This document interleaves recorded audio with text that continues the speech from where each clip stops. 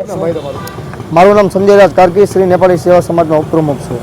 તમારા ભાઈનું મોત થયું છે, કોની બેદરકારી ગણો છો? ડૉક્ટરે પણ હડતાલ ઉપર ઉતર્યા હતા, શું માગણી કરો છો સમગ્ર? અમને જાણવા મુજબ સાહેબ 25 તારીખે એમને દાખલ કર્યા હતા અને 28 તારીખે એમનું ન્યુરોનું સક્સેસફુલ એનું ઓપરેશન થયેલું હતું.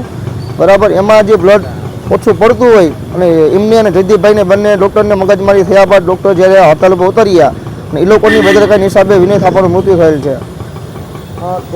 જયદીપભાઈ ત્યાં શું કરવા આવ્યા હતા? અમે 26 તારીખના દિવસે ગ્રુપમાં એવો મેસેજ નાખેલો હતો, અમારે નેપાળી પેશન્ટ દાખલ હોય એને બ્લડની જરૂર હોય, એટલે એમાં જોઈને જયદીપભાઈ જે અમે એમને ઓળખતા નથી, જે અહીંયા બ્લડ દેવા સેવાકીય રીતે આવ્યા હતા, એમને અને ડૉક્ટરને બેને ઉગ્ર બોલાબોલી બાદ બંને એને મારામારી થઈ હોય.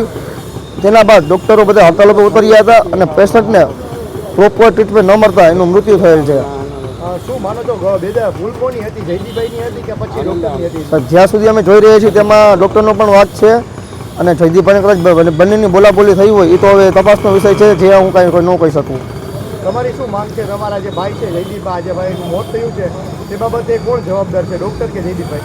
આમાં તંત્ર જવાબદાર છે અને ડૉક્ટર જવાબદાર છે, કારણ કે પેશન્ટ મૂકીને એ લોકો હડતાલ ઉપર ઉતર્યા, પેશન્ટને રેડો મૂકીને જેને પૂરતી ટ્રીટમેન્ટ ન મળતા, જેને ગંભીર ઇજા લાગેલી હતી, એનું ઓપરેશન પણ થઈ ગયેલું હતું, એનું ટ્રીટમેન્ટ ન થતાં એનું મૃત્યુ થયેલ છે. હવે શું માંગ છે તમારી? આમાં સિનિયર ડૉક્ટરો, સિનિયર મેડિકલ વિભાગ એની તપાસ કરે, ડૉક્ટર પાર્થની તપાસ કરે, રિપોર્ટ ટોટલ એ લોકોની તપાસ કરીને એને કડકમાં કડક કાર્યવાહી થાય. કોને કડક કાર્યવાહી? ડૉક્ટર પાર્થ ઉપર.